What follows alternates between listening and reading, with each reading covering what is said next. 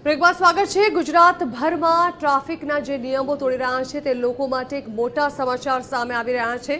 ટ્રાફિકના નિયમો મુદ્દે હાઈકોર્ટે ટકોર કરી છે। તેવામાં હેલ્મેટ મુદ્દે ગુજરાત હાઈકોર્ટમાં સુનાવણી હાથ ધરાઈ હતી। ટ્રાફિક નિયમો મુદ્દે હાઈકોર્ટે સરકારને ટકોર કરતા કહ્યું કે હજી પણ લોકો હેલ્મેટ પહેરતા નથી। હેલ્મેટ ન પહેરવાને કારણે અકસ્માતમાં મૃત્યુના કેસમાં ઘણો વધારો થયો છે। આ મુદ્દે ચિંતા દર્શાવતા હાઈકોર્ટે સરકારને ફરી એક વખત ટકોર કરી છે। ટુ વ્હીલર માટે ફરજિયાત હેલ્મેટ જરૂરી છે। હેલ્મેટ લઈ બેદરકારી ન રાખવાનું હાઈકોર્ટે જણાવ્યું છે।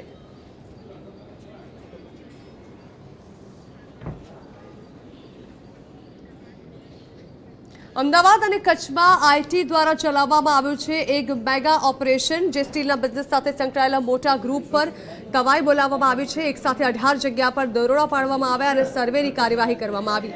જર્મન ટીએમએક્સ કંપનીમાં આઈટી વિભાગે મોટી કાર્યવાહી કરી। અમદાવાદના ડીલરને ત્યાં પણ આઈટીએ તપાસ હાથ ધરી। જર્મન ટીએમએક્સનો કચ્છ અને વિરમગામમાં મોટો પ્લાન્ટ આવેલો છે। આ અંગે પાલડીમાં આવેલ એપ્સિલોન હોટેલમાં પણ તપાસ હાથ ધરવામાં આવી।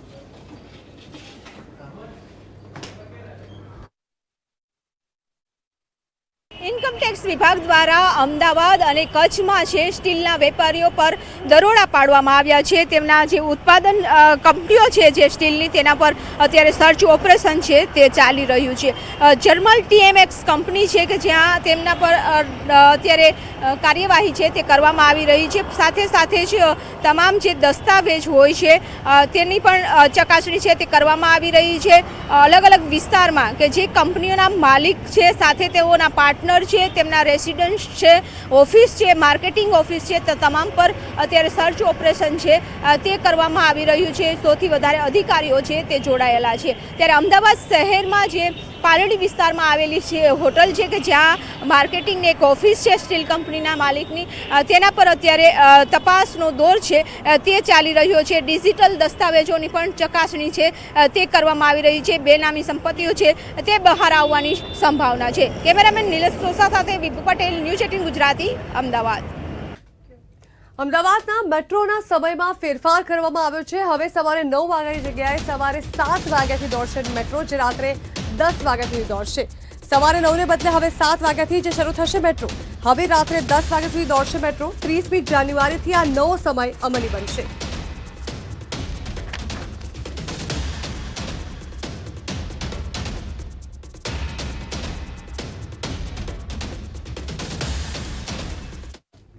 અને હવે વાત રબને બનાદી જોડીની।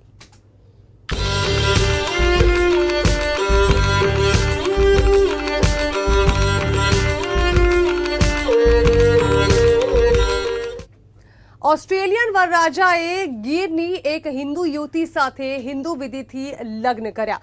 જી હા, હિન્દુ રિવાજ પ્રમાણે વિદેશી વરરાજાએ આજે પીઠી ચડાવી, ઘોડા પર સવાર થયા અને રાસ પણ રમ્યા। ગીરમાં એક રિઝોર્ટમાં લગ્નનું આયોજન કરાયું હતું, જ્યાં વરરાજા ઘોડા પર સવાર થઈને આવ્યા અને જૂનાગઢના માંગરોળમાં રહેતા દિગેન નાગરની પુત્રી સાથે ફેરા ફરી પ્રભુતામાં પગલાં પાડ્યા। ઓસ્ટ્રેલિયન યુવક સાથે તેમનો પરિવાર અને મિત્રો પણ જોડાયા હતા। દુલ્હા અને દુલ્હનના પરિવારે આ અંગે ખુશી વ્યક્ત કરી હતી।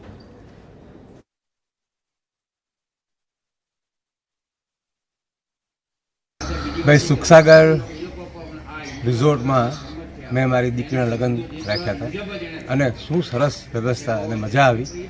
હું ઓસ્ટ્રેલિયાથી આવું છું અને મારા જમાઈ જે છે એ ઓસ્ટ્રેલિયન છે અને એ પણ અહીંયા આવવા માટે રાજી થઈ ગયા અને અહીંયા અમે હિન્દુ વિધિથી લગ્ન કરવાની અમારી ઈચ્છા હતી અને એ બહુ સરસ સંપન્ન થયું। અમે બધા એ જોઈને આશ્ચર્યચકિત થઈ ગયા કે આ લોકોને હિન્દુ સંસ્કૃતિ પ્રત્યે પ્રેમ કેટલો। છોકરો જે છે એ પીઠીમાં ભાગ લીધો, રાસ ગરબામાં ભાગ લીધો અને હિન્દુ સંસ્કૃતિ પ્રમાણે પૂરા આદરથી એ લોકોએ માન આપ્યું। ભલે એ લોકો આપણી ભાષા સમજી નથી શકતા, પણ આપણે હિન્દુ સંસ્કૃતિને એટલું માન આપ્યું છે કે આપણને જોઈને આમ ગર્વ અનુભવ થાય છે।